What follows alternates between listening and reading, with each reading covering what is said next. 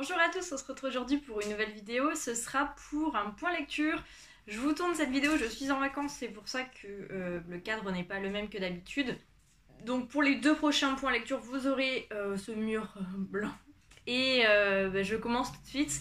Donc début décembre, enfin j'ai mis quelques semaines et je l'ai fini avant de partir. Il s'agit de Te souviendras-tu de demain de Zygmunt Milowski chez Fleuve. Ici on est dans du contemporain, uchronie, puisqu'on va retrouver Ludwig et Grézina qui ont 80 quelque chose, 83, 84 ans. Et ils vont, après une scène d'amour folle au lit, se réveiller le lendemain et à l'âge de 30 ans. Donc ils vont faire un bond en arrière de plus de 50 ans. Et ils vont se retrouver dans une Pologne complètement différente de celle qu'ils ont connue, puisque la France est alliée à la Pologne et du coup c'était un régime particulier. Ludwig dans cette vie-là est marié à une autre femme. Et elle est en colocation avec deux autres filles et voilà, ils vont essayer de refaire leur vie et de voir en fait si ils peuvent avoir la même vie ou si forcément il y aura un impact différent puisque le système politique est différent. Donc ça j'ai beaucoup aimé, le fait déjà de les voir, les 200 premières pages je les ai lues d'une traite, j'ai beaucoup aimé que ce soit cette histoire de retour dans le passé avec l'expérience acquise au fur et à mesure des 50 années qui ont suivi, qui n'existent pas encore, est-ce qu'on peut modifier le futur? Et si on modifie le passé plutôt, si on modifie le passé, quelles sont les conséquences sur le présent et sur le futur? Donc ça j'ai bien aimé, par contre il y a eu beaucoup de longueur. Voilà, à partir de la moitié je dirais j'ai lâché, j'ai eu du mal à finir, j'ai trouvé ça long. Alors pourtant j'aime bien le côté politique, découvrir la différence qu'il y aurait pu y avoir par rapport à l'État français. J'ai beaucoup aimé aussi les personnages, je me suis beaucoup attachée à Grézina et Ludwig. J'ai trouvé que c'était deux personnes hyper intéressantes, hyper développées, parce qu'il faut bien un avantage à cette brique de 550 pages. Mais voilà, je connaissais l'auteur, j'avais lu son précédent qui était Inavouable, qui traitait du trafic d'art, je crois, pendant la Seconde Guerre mondiale et après, en fait, tout ce qui était vol et trafic d'art pendant la guerre. Et pareil, j'avais trouvé qu'il y avait énormément de longueur, donc j'aime beaucoup cet auteur, j'aime bien les sujets qu'il traite, mais beaucoup trop de longueur inutile parce que des fois il y a des longueurs, mais là, non, franchement, c'était un peu compliqué à lire.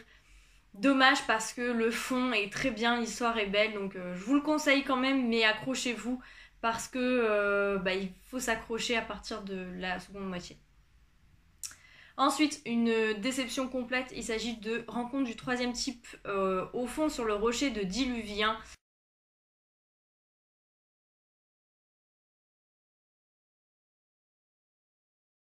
C'est un roman auto-édité chez Librinova, je l'ai reçu. Ici on est dans un livre d'un genre non identifié, vraiment très spécial, où on retrouve Pierre qui a 40 ans, qui vit une vie monotone, où ses collègues se foutent de sa gueule en continu, il est seul, enfin bref. C'est loin d'être la vie idéale pour lui, jusqu'au jour où il va gagner un concours qu'organise une marque célèbre de café pour aller sur la face cachée de la Lune. Donc on va le suivre du moment en fait dans sa vie au moment où il va gagner et puis pendant ce voyage là jusque le moment où il arrive sur la Lune. J'ai trouvé ce côté décalé etc appréciable, j'ai beaucoup aimé, je l'ai lu, je trouvais ça complètement loufoque mais ça rentrait. Et du moment où il fait cette fameuse rencontre sur la Lune, alors l'auteur m'a complètement perdu, ça part dans tous les sens, c'est même pas loufoque, c'est que ça part dans des thèmes un peu religieux, fantastiques, un peu bizarres. Et là, il m'a complètement perdue. J'ai quand même voulu voir où cette histoire bizarre m'emmenait. Et plus on avance dans le roman, plus c'est bizarre. Donc peut-être que vous allez aimer, hein, c'est vraiment un style très particulier, c'est même plus le second degré, c'est le 15e degré au moins. Il faut vraiment s'accrocher pour lire ce roman, mais si vous avez un avis, enfin si vous aimez les livres un peu beaucoup décalés, n'hésitez pas à découvrir puisque ça peut plaire, hein. J'ai vu qu'il y avait de très bons avis sur internet, donc pourquoi pas, mais en tout cas avec moi ça l'a pas du tout fait. Ensuite, J'ai lu Hanak de Momalo chez Point. Je l'avais commencé en juillet, j'avais lu 200-250 pages, je l'avais mis en pause et j'avais du mal à le reprendre. Et je me suis armée de courage puisque j'ai vu pas mal de chroniques passer sur Disco, donc qui est la suite, qui est l'autre enquête en fait de Hannah Andrienson, qui est le flic de cette histoire. Et du coup, je me suis dit, bon, prends ton courage à deux mains, finis-le. Et donc, je l'ai fini début septembre. On est au Groenland avec un policier, donc Hannah Indrienson, qui n'a jamais remis les pieds sur le Groenland depuis, mais là, il va être envoyé sur ses terres natales pour résoudre une enquête puisque un ours attaque des hommes, les tue et en fait ils se rendent compte que ce serait pas vraiment un ours mais un humain. Ils pensent là-bas que c'est plutôt un homme qui se fait passer pour un ours puisque les blessures leur semblent très particulières pour que ce soit un meurtre fait par un animal. Donc il va être envoyé là-dessus et voilà. J'ai trouvé ça hyper long. Je me suis pas du tout accrochée au personnage.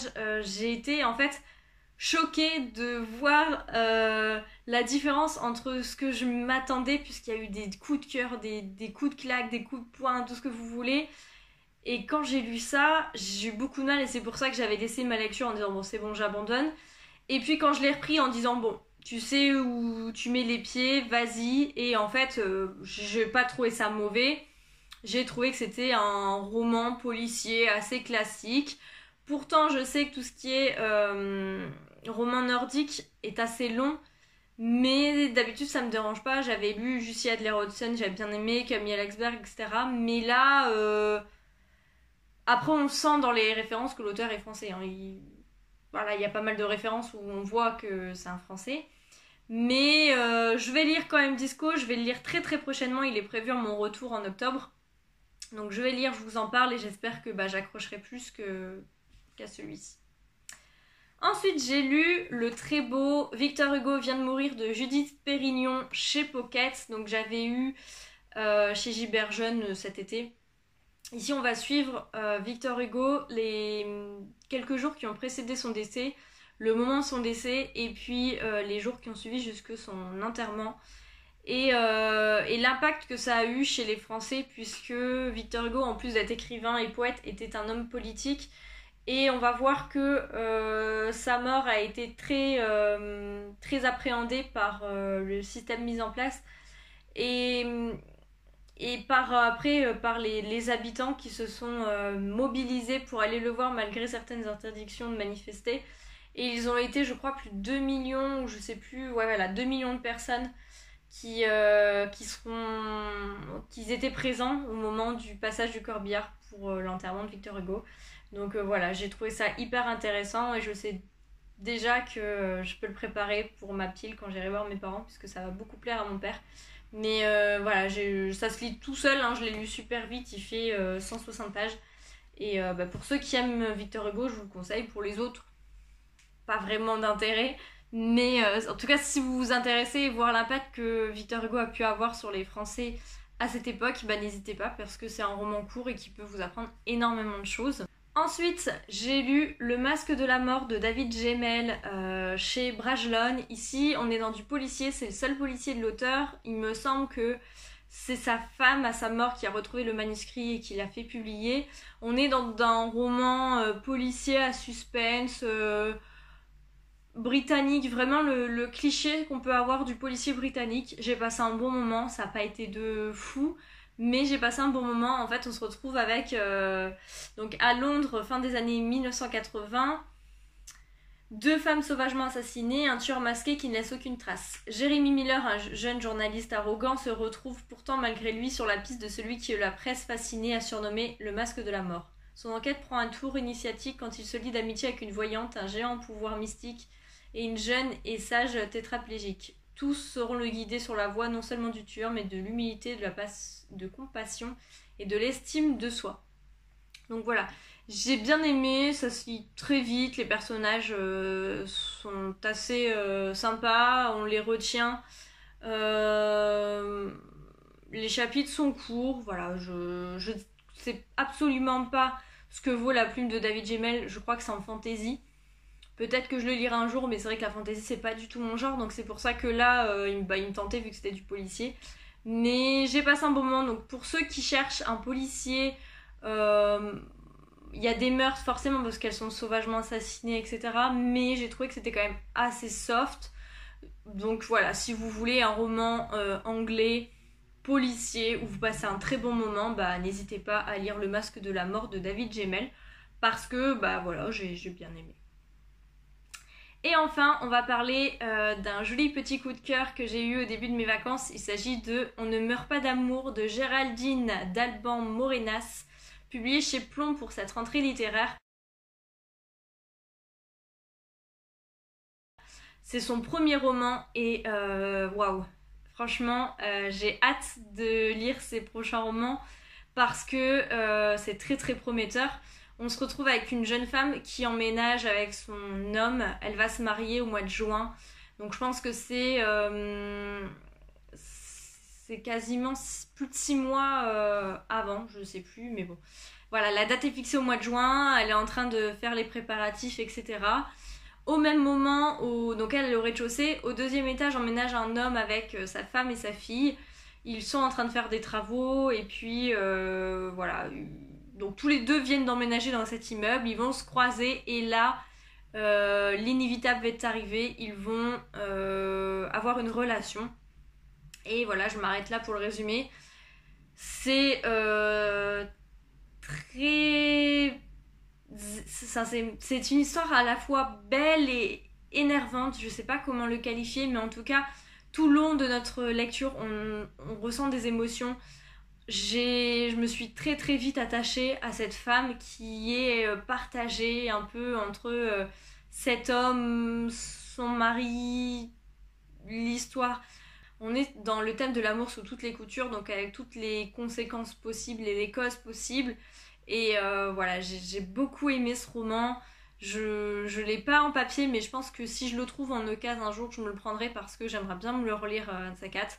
J'ai énormément aimé, on est embarqué dès le début, on a envie de savoir. Alors c'est un petit roman, il fait même pas 200 pages, donc ça se lit très facilement et on est vraiment embarqué dans l'histoire. La fin est très très très très dure à lire. Impossible de passer à côté de cette fin, impossible de ne rien ressentir. J'en avais le souffle coupé, j'avais envie à la fois d'insulter un des personnages, de pleurer, voilà, il y avait énormément d'émotions à la lecture de ce roman et c'est pour ça que je vous dis que c'est une autrice très prometteuse puisque dès le premier roman, elle arrive à nous embarquer, à nous raconter une histoire et franchement un chapeau à l'auteur, j'ai beaucoup beaucoup aimé et je remercie Cédrina parce que c'est elle qui me l'a conseillé donc voilà, je pense pas que je l'aurais lu si elle me l'avait pas conseillé, si je l'avais pas vu aussi dans son feed Insta donc vraiment voilà, je suis contente de finir sur une note positive parce que ça n'a pas été non plus des lectures hyper fun. Même si j'ai beaucoup beaucoup aimé celui-ci et La mort de Victor Hugo, mais autant dire que La mort de Victor Hugo, ça n'a pas été non plus pump it up. Donc voilà, si j'ai vraiment un roman à vous conseiller dans ce point lecture, c'est celui-ci, donc On ne meurt pas d'amour de Géraldine d'Alban Morenas, publié chez Plomb à la rentrée littéraire. Donc c'est tout pour ce point lecture, n'hésitez pas à commenter si vous avez lu l'un de ces livres, si je vous ai donné envie de lire l'un de ces livres. En attendant, je vous souhaite de très très bonnes lectures et je vous dis à la semaine prochaine pour une nouvelle vidéo. Ciao!